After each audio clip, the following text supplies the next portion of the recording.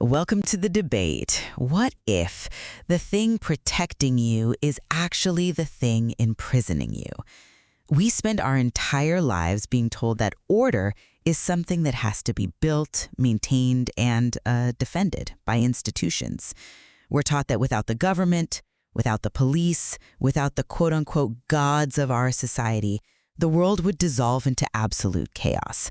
But today, we are looking at a text called The Inversion of Law, Emergence and the Myth of Chaos. And it proposes something radical. It argues this entire story is a lie. It suggests that what we call chaos is actually just reality refusing to be commanded. And what we call law, the statutes, the borders, the regulations, is often just a false partition imposed on a world that was already orderly. It is a provocative thesis, I'll give it that. But I have to say right from the jump, it's also a dangerous one. I've read through this material, which it spans everything from Norse mythology to modern administrative theory.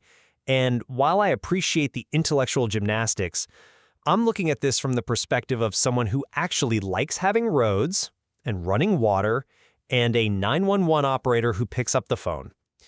The text seems to be romanticizing a kind of natural state that, quite frankly, would kill most of us in about 3 days. See, that is exactly the reaction the text predicts. We are so acculturated to believe that authority is the only thing standing between us and the abyss that we panic at the suggestion that authority might not be as necessary as it claims. So my position today is that the text reveals a fundamental truth. Authority figures, whether they are the Norse gods called the Aesir or the modern administrative state, they claim to invent law. But true law, which the text calls emergence or consequence, precedes them. The chaos you're afraid of is a fabrication used to demand your obedience. Fabrication is a strong word. I'm taking the side of the defense here. The defense of civilization, effectively. I will argue that even if this emergence is real, even if there is some underlying physics that governs the universe, human beings cannot live in it raw. We need the lie. We need the partitions. The text talks about naming and zoning as if they're acts of oppression, but I argue they're acts of survival. You can't raise a family in a world of unbounded emergence. You need a house with walls, and you need a society with rules. But are those rules law, or are they just management? That's the core inversion the text asks us to consider. We are taught to equate law with command. Do this or else. It's prescriptive. It requires a guy with a gun or a judge with a gavel to enforce it. But the text makes a critical distinction. Real law, cosmological law, is intrinsic. It describes consequence, not command. You talking about the gravity example? I am, yeah. Think about it. Gravity doesn't issue a memo. It doesn't have a standing army. It doesn't negotiate, it simply is. You cannot break the law of gravity. You can only demonstrate it by, jumping off a cliff and hitting the bottom. That is law as life. My argument is that the state tries to mimic this inevitability but fails. The state has to convince you that its statutes are as real as gravity, when in reality they are just symbolic. They are breakable. Okay, but let's bring this down to earth for a second. Gravity is a great law for a rock. It's a terrible law for a highway. Let's look at a speed limit. That is a state law. It is, by your definition, a command. It's artificial. Someone decided 65 is the number. But why do they decide that? Because if everyone drives at emergent speeds based on their own adrenaline, people die. The speed limit is a false partition, sure, but it coordinates behavior in a way that gravity cannot. If we only lived by consequence, the consequence of speeding is a pileup. The state law exists to prevent the consequence. Responsibility. The text argues that when you rely on the sign, the artificial command, you stop paying attention to the road, the reality. If you drive 65 because a sign tells you to, you are obeying authority. If you drive at a safe speed because you see a sharp curve approaching, you are aligning with reality. The curve is the true law. It dictates the physics of the turn. If you ignore the curve, you crash. That is immediate, unbargainable consequence. The state puts up a sign that says, slow down, essentially claiming authorship over the curve. They pretend they are saving you, when really it's the physics of the road that dictates your survival. But we aren't all race car drivers. That's the arrogance of this emergence argument. It assumes every human being is perfectly attuned to the physics of the road. Most people are distracted, they're tired, or they're just not that bright. The sign, the artificial authority, is a heuristic. It's a shortcut for survival. We partition the road into lanes, we put up lights and signs specifically because we cannot trust people to just vibe with the emergence. You call it a lie, I call it a user interface. A user interface that blinds us to the operating system. Look, the text connects this directly to the Norse creation myth, which is where this gets really interesting and frankly quite violent. We're used to creation stories where a god speaks and poof, there's a world. But the Norse myth is different. It's gritty. It's a butchery. Exactly. In the myth, the world isn't created from nothing. It's made from the corpse of Ymir. Ymir is a giant, but the text argues Ymir isn't a villain. Ymir represents emergence embodied. He is the raw, unbounded, generative force of life. He is the soup of potential. And what do the gods, the Aesir, do? They don't nurture him. They kill him. They tear his body apart. They use his blood to make the sea, his flesh for the earth, his skull for the sky. Right. And this is presented in the text as the primal partition. It is the ultimate act of administrative violence. The gods claim to be the creators, but they're really just butchers and masons. They didn't make the materials, they just cut them up and put their names on them. This is the sky and we rule it. This is the earth and we own it. It proves that authority survives by claiming authorship over what it did not originate. They killed the living law, Ymir, to build a static law, the world. Okay, but stop and think about what that actually means for a second. If they hadn't killed Ymir, what would exist? A giant, screaming, chaotic void of potential. By killing Ymir and partitioning his body, they created a place where humans could actually stand. You can't stand on unbounded potential. You need ground. You can't breathe emergence. You need an atmosphere. The text seems to view this killing as a crime, but I view it as the necessary founding act of civilization. If we didn't kill the chaos of total freedom and partition it into laws, states, and borders, we would just be amoebas floating in a primordial soup. The partition is the world. But at what cost? The text argues that by building the world out of a corpse, we have built a world that is dead. We have trapped the living consequence inside dead statues. And more importantly, the Aesir, the administrators, have convinced us that they are the source of the order. Look at Odin. He's the king of the gods, but is he omnipotent? No. The text highlights the inversion of Odin specifically. He has to sacrifice his eye to get wisdom. He has to hang himself from a tree to learn the runes. He sacrifices himself to himself, yes. It's a paradox. It's proof of his limitation. If God has to pay a price to understand how the universe works, then God is not the author of the universe. The runes, the deep magic, the structure of reality were there before him. He's just a student who learned how to hack the system. The text calls him an anxious administrator. He knows he didn't make the world, he just manages it. And he knows that eventually the emergence he tried to kill, Ymir's legacy, is going to come back and swallow him.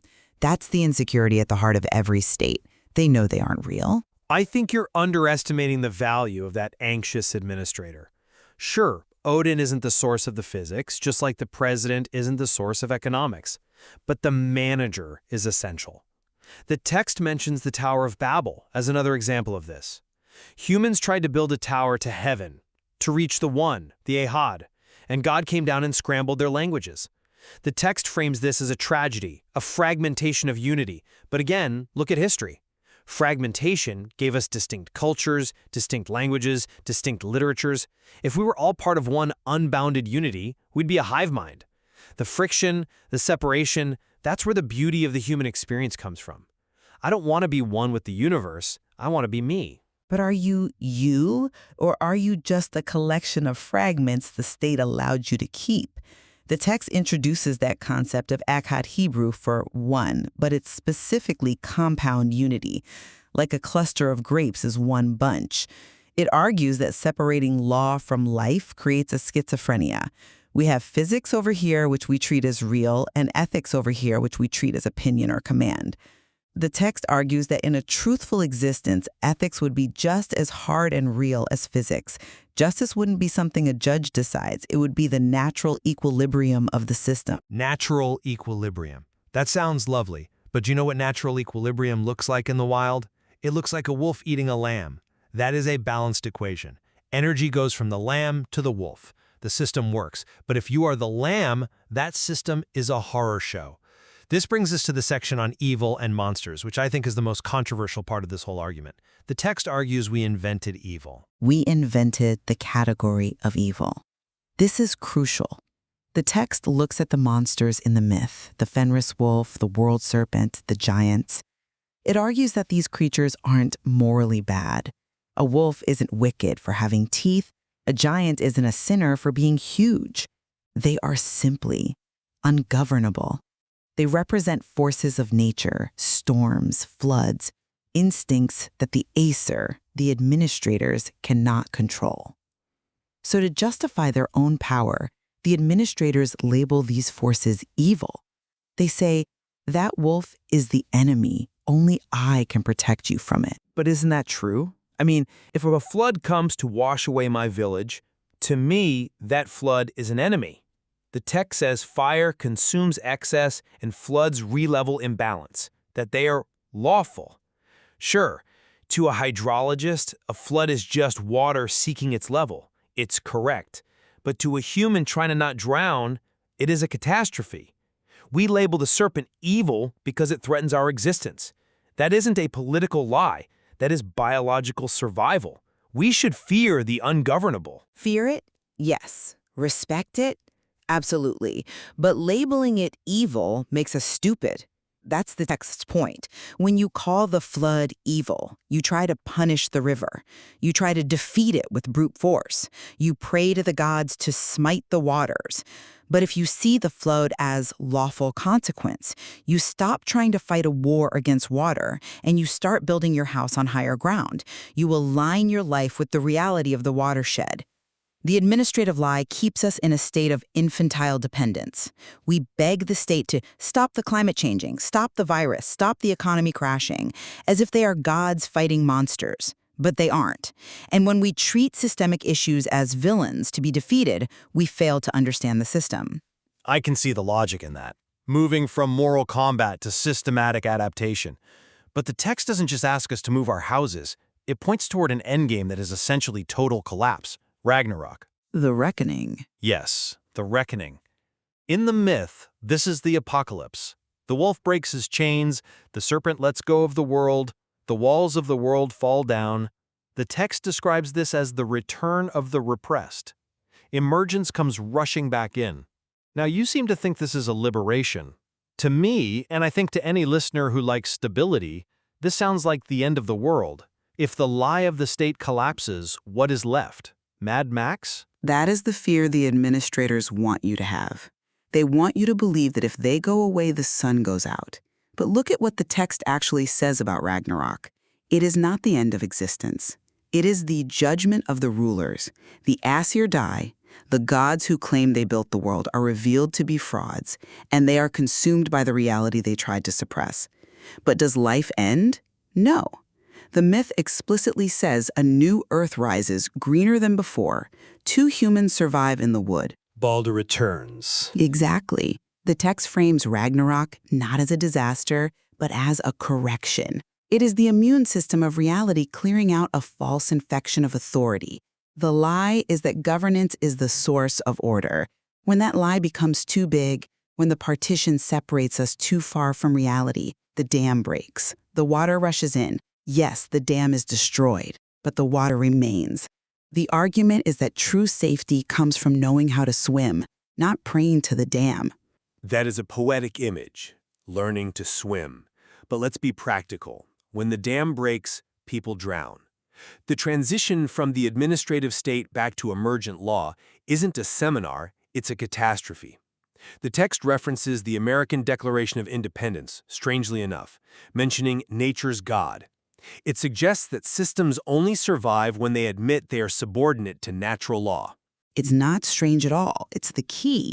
Unalienable rights are rights that are intrinsic to the emergent reality of the human being. They aren't granted by the king. They are properties of life, like a gravity. When a government aligns with that, when it says we answer to nature's God, we don't invent the rights. It creates a stable, legitimate partition. It's a permeable wall. But when a government claims we are the source of your rights, we grant you your freedom, it enters the realm of the Aesir. It sets itself up against Year, and eventually the wolf will come for it. So you view this entire theory as a warning to modern governments. Humble yourselves or be eaten by reality. Precisely. The inversion is simply realizing that the map is not the territory, and the king is not the physics. I think we've reached the core tension here. You see the walls of society as a prison that blinds us to reality. I see them as a shelter that allows us to sleep at night. I agree that we shouldn't mistake the map for the territory, and we shouldn't think the politician controls the weather. But I still believe that emergence, raw, unbounded reality, is too vast for the human mind to handle without a filter. We need the myth, we need the lie, if you want to call it that, just to function. And I would argue that we have outgrown the need for the lie. We are ready to handle the truth of the system. The text closes with the idea of recovering Ekohad unity, not by dissolving into a hive mind, but by realizing that our laws must align with our life. If we build a society that fights human nature, we are building a dam that will break.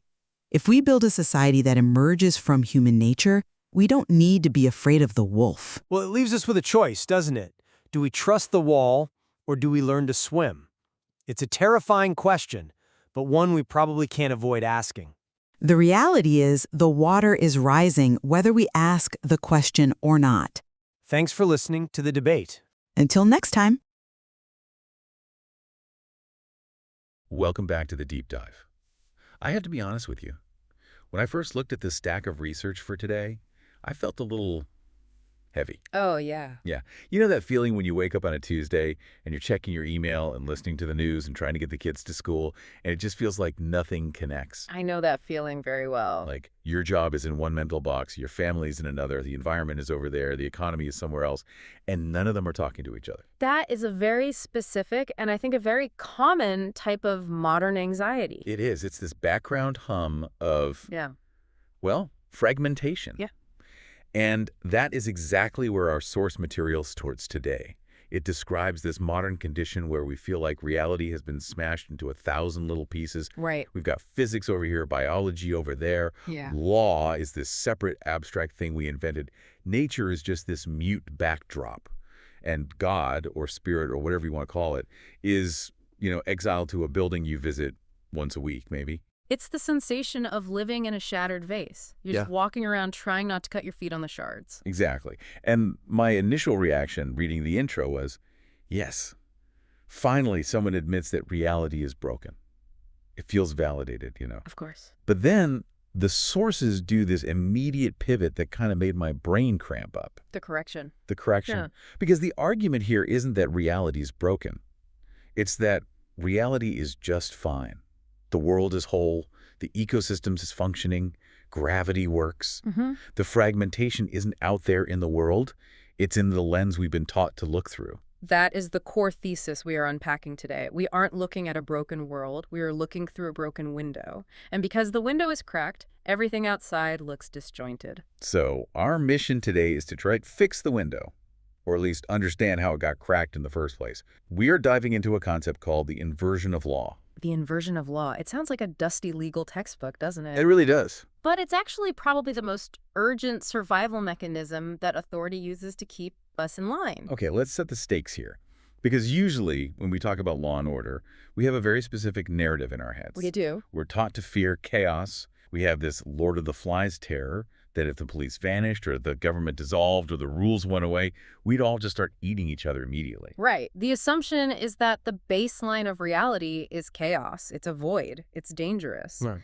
And that human authority kings, presidents, parliaments stepped in and created order out of that chaos. We saved ourselves from the void. That's the story. That's the bedtime story they tell us. But the provocative thesis of these documents, and this is where it gets controversial, is that what ruling systems call evil or chaos is actually just primordial necessary law. Which implies That authority survives by claiming it created order, when actually all it did was partition a reality that was already functioning perfectly well on its own. it's like a developer buying a pristine forest, putting up fences, paving over the creek, and then putting up a sign that says, nature trail, provided by management. That is a shockingly accurate analogy for what we are about to discuss. It's a rebranding exercise. You take the way the world naturally works, you claim you invented it, and then you call anything you can't control chaos or evil. Now, to get to the bottom of this, we have to take a really strange road trip. I'm looking at the road map here, and I'm just going to warn you listening. This is weird. It's a little strange. We're going to be talking about Norse mythology, specifically a giant made of meat named Ymir. We're going to talk about the Tower of Babel, and then somehow we're going to land on the American Declaration of Independence. It sounds like a fever dream, I know. A giant, a tower, and Thomas Jefferson walk into a bar. Exactly. But you promise these connect. They connect more deeply than you'd expect. The goal is to move our understanding from law as command, someone telling you what to do, to law as life, the way things actually are. Okay. Let's start with the basics then. The core inversion. Law versus command. Because we use these words interchangeably, right? It's the law. It's a command. It feels like the same thing. In our current vocabulary, yes. But conceptually, they are opposites. They are pulling in completely different directions. The sources bring up this phrase that I think I learned in civics class. Life precedes law. Right. I remember that too. And it sounds nice. It sounds democratic. It means, first there were people living their lives, doing their thing, and then eventually we decided to make some rules to help us get along. We invented law to serve life. It sounds liberating. It sounds like human agency is at the center of the universe. But the source argues this idea contains a fatal error, a virus in the software. So what's the error? Where did we go wrong with that idea? The error is that it assumes law is external. It assumes law is something we add to reality, like a coat you put on because it's cold, or a speed limit sign you post because people are driving too fast. So it assumes law is an accessory. Exactly. It assumes law is imposed on top of life. It's an overlay. Okay, but isn't it, if I write a rule saying no parking on Tuesdays, I just added that to reality. It wasn't there before. That is a command. That is state law. And yes, you did add that. But the argument here is that at a cosmological level, at the level of reality itself, law and life are not separable. You cannot have one without the other. Okay, help me distinguish this. Because to me, a law is a law. A rule is a rule. Think about gravity. The sources use this analogy heavily, and it's the best way to break the mental habit. Gravity is a law, right? We call it the law of gravity. But does gravity issue commands? Does gravity send you a registered letter saying, thou shalt not float? No, gravity doesn't care about me. It just is. Exactly. Gravity doesn't punish disobedience. You can't really disobey gravity. You can't break the law of gravity. You can only demonstrate it, usually painfully. If you jump off a roof, you don't get a ticket. You get a broken leg. Right. The consequence is immediate. It's built into the action. There's no judge involved. It is intrinsic. It is immutable. It describes inevitability, not prescription. That is what we call cosmological law. It is descriptive. It tells you how reality functions. It is consequence. Okay, so that's cosmological law. Descriptive, inherent, like gravity. Now contrast that with what we usually deal with. State law. State law is symbolic. It is imposed. It is enforced through threat or violence. If you speed, you get a fine. If you don't pay the fine, men with guns might come to your house. Right. But more importantly, state law is contingent. It relies on authority. It relies on a story we all agree to believe. It relies on people agreeing that it exists, or at least being afraid of the consequences if they don't. And it relies on time. It can be repealed. Congress can meet tomorrow and change the tax code. They can decide that the speed limit is now 85. They can change the definition of property. But Congress cannot meet tomorrow and vote to suspend gravity. They can try. They can pass a bill saying gravity is illegal on Tuesdays. But if you jump off the Capitol building on a Tuesday, you will still fall. You definitely splat. The pavement doesn't care about the legislation. That distinction between the law that makes you splat and the law that gives you a ticket is the difference between reality and administration. Okay, I'm with you so far. Gravity is real. Speed limits are made up. But here is the great lie mentioned in the texts, this concept of administrative theology. I love that term, administrative theology. It sounds so boring, but it's actually kind of sinister. It is. It's when a state or a ruling system or a religious institution claims that its authority is the source of order. It's when they try to convince you that their command is the same thing as law. They want to blur the line. They want to make their rules feel as inevitable as gravity. Yes. They want you to feel the same anxiety about breaking a tax law that you feel about jumping off a cliff. They want to borrow the inevitability of nature and paste it onto their arbitrary rules. So they want us to believe that if the state disappears, gravity stops working. Metaphorically, yes. They want you to believe that if the police aren't there, human decency evaporates. That if the regulations are gone, the sun won't rise. The inversion is mistaking command for law. It's a category error that we are conditioned to make from birth. This connects to a Hebrew concept in the source stack, right? The word ikachud. Yes, ikchud. Now, if you go to a standard dictionary, it translates ikachud as one, like the number one. Which usually implies singular, alone, uniform, a single unit. Right. We hear one, and we think of a monolith. Everyone wearing the same uniform, marching in the same direction.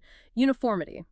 But the source argues that in the ancient context, ikachud doesn't mean mathematical oneness. It means relational unity. Relational unity. What does that look like? Can you give me an example? Think of a marriage. Two people, but they act as one unit. Or think of an ecosystem. A forest has a million different trees, bugs, birds, and fungi. But the forest is one thing. It's a system where everything is connected to everything else. So many expressions, one underlying reality. Exactly. In this view, law and life are ichad. You cannot peel them apart. To separate law from life, to say here is biology and over here is the law governing it, is fragmentation. It's not insight, it's blindness. So when we feel that fragmentation we talked about in the intro physics here, God there, law over here, that's not because the world is broken. That's because we have lost the sight of ichad. We have accepted the administrative partition as reality.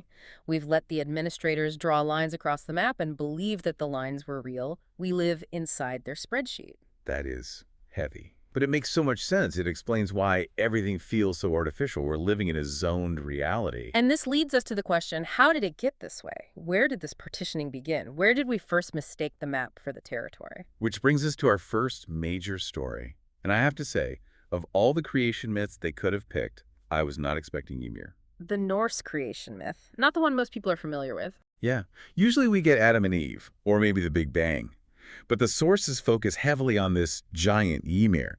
And I'll be honest, before reading this deep dive, my knowledge of Ymir was basically video games. A boss battle, a big blue guy with a club. Yeah, exactly. A monster, a villain, something to be defeated so the real story can start. That is the standard reading. And frankly, it's the reading the gods the administrators want you to have. But let's look closer at the text. Ymir is the primordial being. Primordial meaning first. Like the absolute first thing. First, before anything else. And this is crucial. Ymir wasn't created by a god. He wasn't sculpted by Odin. He wasn't breathed into existence by a spirit. He wasn't commanded to appear. The text says he arose from the tension between fire and ice. Ginnunga gap. Ginnunga gap. I just like saying that. It sounds like what it is. It's the yawning void. You have this chasm. On one side, Muspelheim, pure fire, energy, chaos in the physics sense. On the other side, Niflheim, ice, stasis, structure. And they crash into each other in the void. And they don't create a star. They don't create a geometric shape. No, they don't create something orderly and neat. They create a sweaty, sleeping guy. A biological impossibility. A body. Just poof, a giant appears. It's not poof, it's emergence. Ymir is emergence embodied. He represents gravity, consequence, biological life, the raw material of existence. He isn't a villain. He is the inevitable. He is the stuff of reality itself. He's the physics of the world before the textbooks were written? That's a great way to put it. He is the somatic definition of source. And notice, he is sleeping. He is dreaming the world into existence from his own body. He isn't commanding it. He isn't ordering it. He just is. But then the story takes a turn.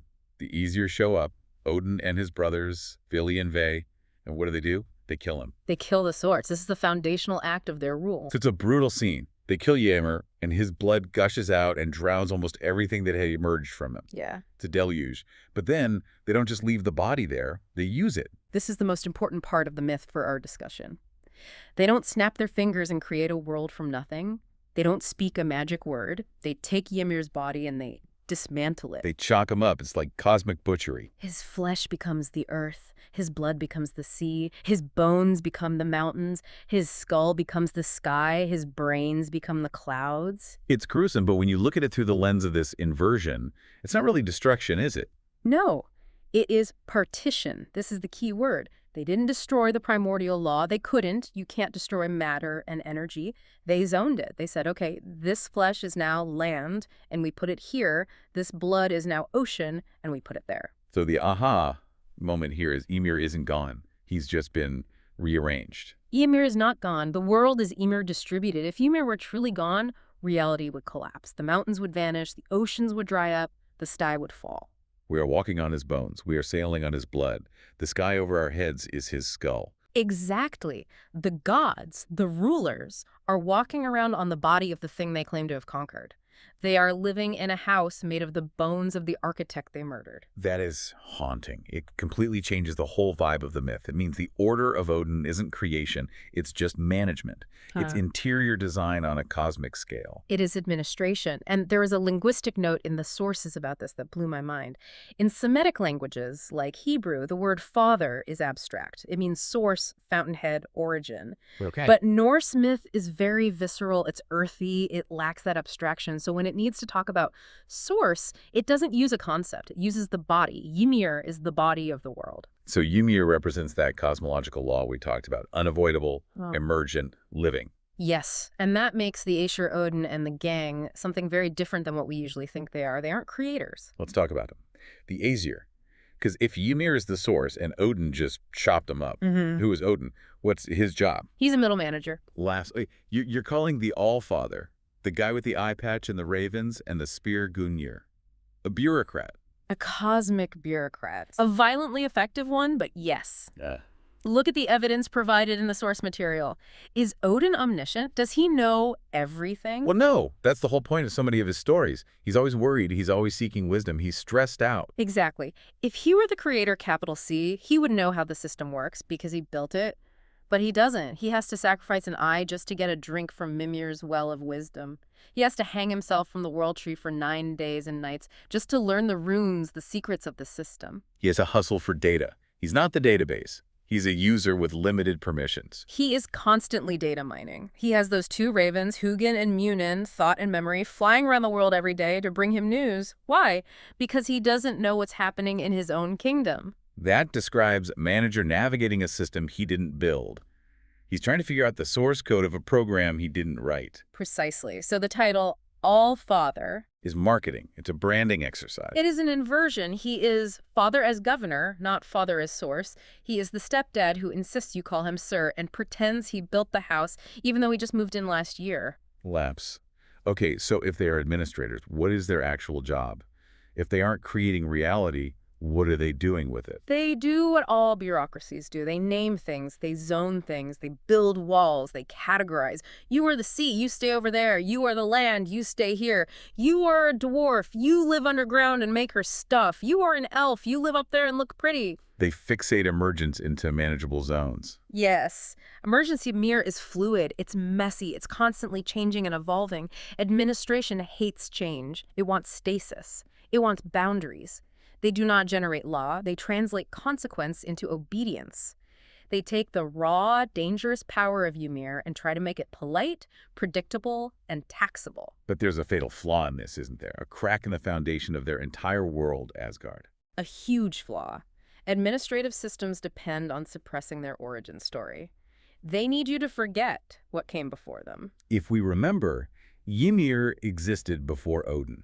If the people or the universe remember that law existed before the rulers, then authority becomes provisional. It becomes something we tolerate, not something we need. If gravity works without the Senate, why do we need the Senate to tell us how to live? So the rulers have to lie. They have to reframe the pre-existing reality, Ymir, as chaos. They have to make you scared of Ymir. If we weren't here to protect you from the frost giants, the giant would come back and eat you. You need our walls. You need our rules. Otherwise, the monsters will get you. And just like that, you've turned the source of life into an object of fear. which leads us directly to the monsters. Segment 4, evil as a political category. This is probably the part of the research that made me rethink the most about how we tell stories. It forces us to rethink our entire moral vocabulary. It's a deep-seated assumption. Because we see all these things in mythology called evil, giants, serpents, wolves, fire, flood, darkness. The scary stuff. The stuff that hides under the bed or in the deep woods. But the source argument is, none of these are morally evil, not in the way we think of it. No. Think about it. Is a flood evil? Well, it's destructive, it ruins your basement, it can kill people, so yeah, it feels evil. But is it evil? Does it have malice? Does the water hate you personally? Or is it just water doing what water does when there's too much of it in one place? It's just physics. It's a consequence of weather patterns. Is a wolf evil for eating a deer? No, it's hungry. That's the ecosystem. It's how the forest stays healthy. Is fire evil for burning a dead forest? No, that's necessary for regrowth. It clears out the underbrush. So why does state theology call them evil? Why do myths paint the wolf Fenrir as a villain that needs to be chained up? Because Yeah. he's dangerous. Because he's a threat to the gods, to their order. Because he is ungovernable. Ah, there's the key. Evil, in the context of administrative theology, does not mean sinful or malicious. It implies that which cannot be controlled by the administration. It is a political category, not a moral one. That is a massive shift. So the monster isn't a creature of darkness. It's just a piece of reality that refuses to submit to the zoning laws. Exactly. Look at the serpent Jormungandr in Norse myth, the Midgard serpent. It's so big it encircles the entire world and bites its own tail. A terrifying image. Terrifying, yes. But what is it doing? It's holding the ocean together. It's providing the boundary, the surface tension for the entire world. It's a structural function of the planet. But because it's terrifying and huge and doesn't listen to Odin, it's labeled a monster that needs to be slain by Thor. This is the central inversion. Structural necessity is recast as a moral threat. And consequence is rebranded as punishment. If you build your house on a floodplain and it floods, that's consequence. That's Ymir's blood doing what it does. But the state wants to frame it as a war between order and chaos. The chaos waters are attacking us. We need to build a dam. We need to tax you to build the dam. It's the protection racket. Look at that scary wolf. You need me to protect you. And pay me tribute. Even though the wolf is just doing wolf things and is probably essential to the health of the very forest you depend on. This makes me think about how we treat things like forest fires today. For 100 years, the U.S. Forest Service had this policy. All fires must be put out by 10 a.m. the next day. Fire was the enemy. Fire was evil. That is a perfect modern example. We treated fire like a monster. We tried to administer the forest by suppressing its natural law. Fire's job is to consume excess fuel. That's its function in the system. And because we stopped it from doing its job, because we chained the wolf. The fuel built up and built up, and now when a fire starts, it isn't a cleaning fire, it's a mega fire. It destroys everything, sterilizes the soil, burns so hot it creates its own weather. That is the failure of administration when it fights reality. We created a worse monster by trying to kill the natural one. We turned the law of fire, into a catastrophe because we insisted on command. We fought Ymir, and now we're paying the price. Okay, speaking of catastrophes and confusion, let's pivot to another story about administration fighting reality. The Tower of Babel. The ultimate story of administrative failure, and one we are still living in. Now, most people know this story. The Sunday school version, at least. Humans got too proud, they were unified, they tried to build a tower to heaven to say hi to God. And God got annoyed at their arrogance and punished them by mixing up their languages so they couldn't work together anymore. Bride goes before a fall. And the lesson is that diversity is a punishment for our hubris. That's the standard takeaway. But the source material flips this completely. It says Babel isn't about pride, it's about false authorship. False authorship. Okay, what does that mean? Look closely at the text. What do the builders say to each other? Come, let us build ourselves a city and a tower with its top in the heavens, and let us make a name for ourselves. Let us make a name. I always thought that just meant like, let's be famous. Let's get our brand out there, make a name for ourselves on the world stage. It's deeper than that. In the ancient world, to name something is to claim dominion over it. Adam names the animals, so he rules the animals. Parents name children. To name is to define and control. So to make a name for yourself is a claim of autogenesis, self-creation.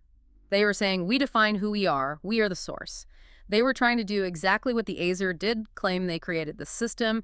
They wanted to copyright reality. They wanted to be the authors of their own story, separate from the larger story of the cosmos. And the pre-Babel state.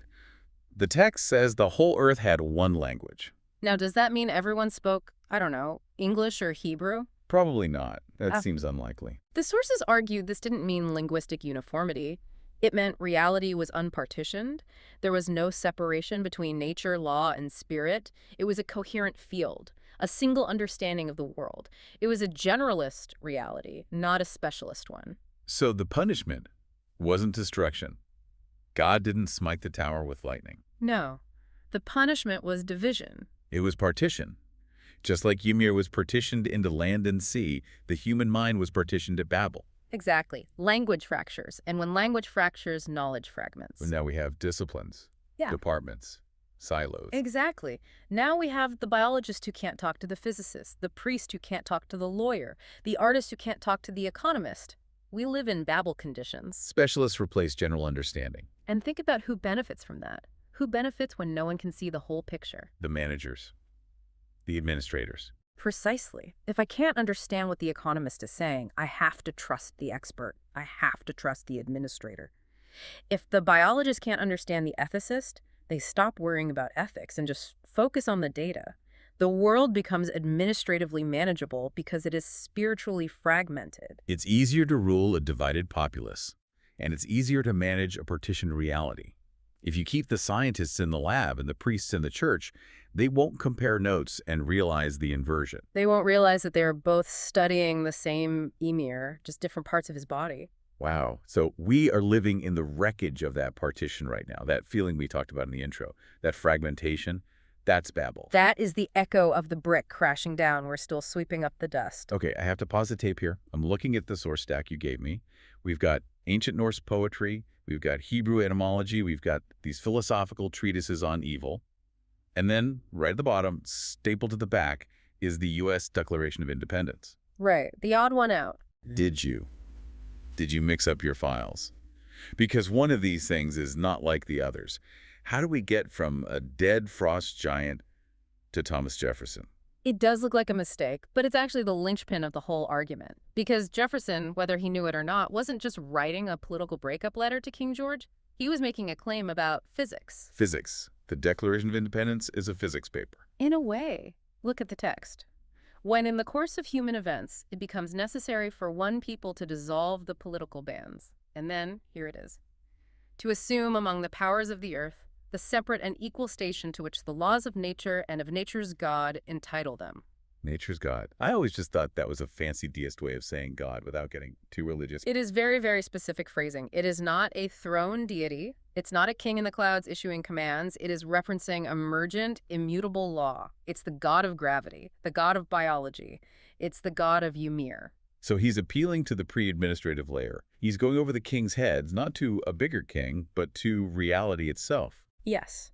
He is saying, King George, your command is violating law. Your administrative rules are in conflict with the operating system of the universe.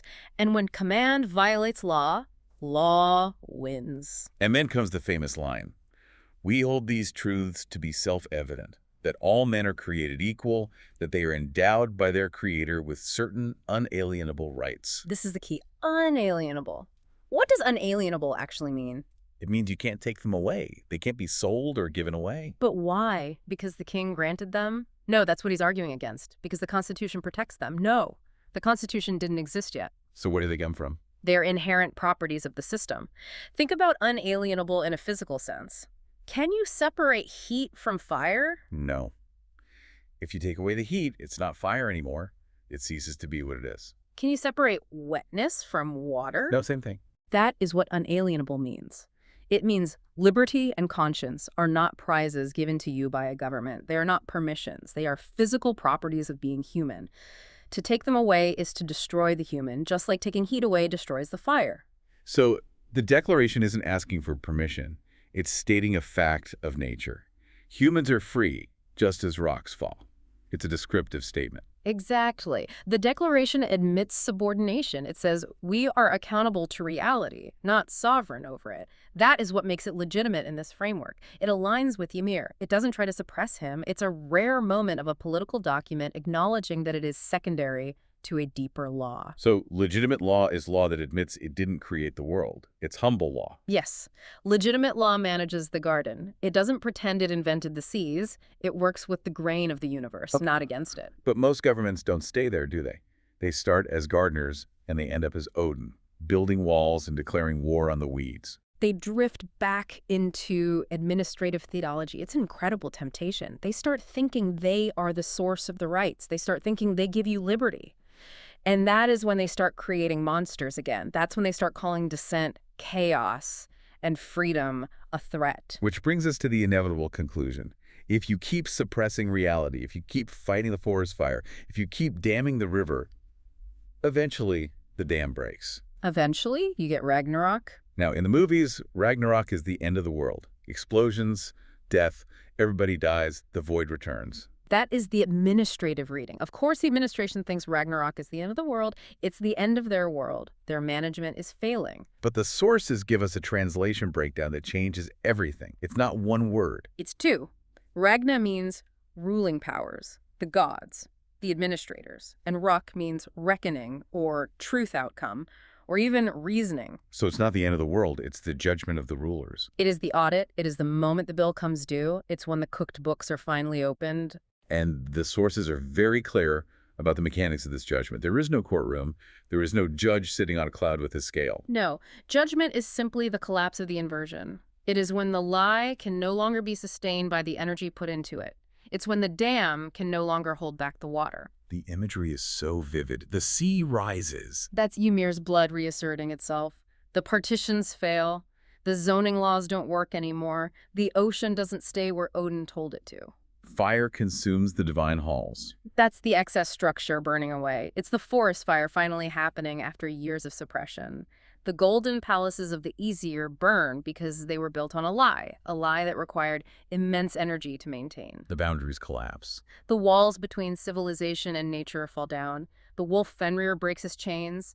The serpent Jormungandr lets go of his tail and thrashes the seas. It sounds terrifying. I mean, objectively. It is terrifying if you are a ruler. It is terrifying if you have invested everything in the lie. But here's the part that gave me hope. The section on survivability. Yes. Because usually, we think everyone dies. Game over. But the text is explicit. Existence does not end. A new earth rises from the sea, green and beautiful. Survivors remain. A new generation of gods and two humans, Lif and Lifthrasir, emerge to repopulate the world. So Ymir doesn't return like a zombie. It's not a resurrection. No, because Ymir never left. He was just ignored and paved over. Ragnarok is simply the pavement cracking and the grass growing through. The world rebalances itself. Judgment is not moral condemnation. It is exposure. That's the line to remember. The lie collapses. The truth remains. The Aesir fall not because they were bad in a villain sense, but because they were obsolete. They were unsustainable. They claimed to be the source, and reality finally proved them wrong. It's like a company going bankrupt because they cooked the books for years. The market didn't judge them with malice. The math just finally caught up. Reality is a balanced checkbook. Exactly. Reality is the ultimate auditor, and reality always wins. So let's bring this home. We've covered a crazy amount of ground. We went from the feeling of a broken Tuesday morning to a giant made of meat to the Declaration of Independence to the end of the world. It's a journey from fear to trust, in a way. How so? Explain that. Well, we start with the fear of chaos, the administrative fear. If I don't control everything, it will fall apart. But we end with the realization that chaos is just life. It's just a mirror. We realize that what we call law is often just command, someone trying to control us. But real law, cosmological law, is holding us up right now. It's the reason we can have this conversation. We met Ymir, the body of the world, and saw how the partition creates the illusion of separation. We saw how we brand the ungovernable parts of reality as evil to justify our need for rulers. And we saw in Babel how that partition fractures our minds, making us specialists who can't see the whole picture, who can't see the forest for the trees. But we also saw a way out.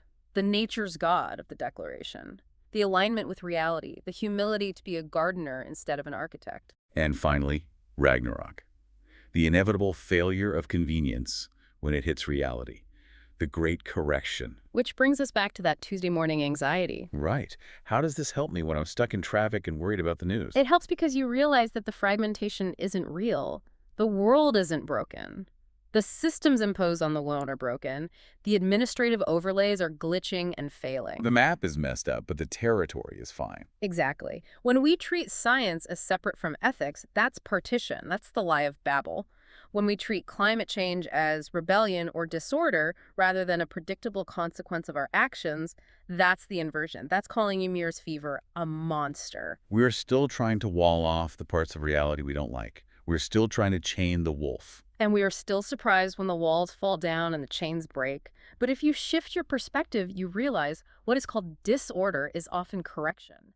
It's the system trying to heal itself from our management. That is a powerful thought. The chaos isn't the problem. The chaos is the cure. Or rather, the chaos is just the truth we haven't aligned with yet. It's the part of Ymir we've been pretending isn't there. I want to leave our listener with a final provocative thought, something to chew on while they're looking at their own cracked windows. Here's what stands out to me from the deepest part of these sources. It's a simple truth about power versus reality. Truth does not conquer. It doesn't. We always hear, truth will conquer. No, lies conquer. Armies conquer. Commands conquer. Truth doesn't need to conquer. It doesn't march in with an army. It doesn't rule. It doesn't need your permission or your vote. It simply remains. It simply remains. When the fire burns out, the rock is still there.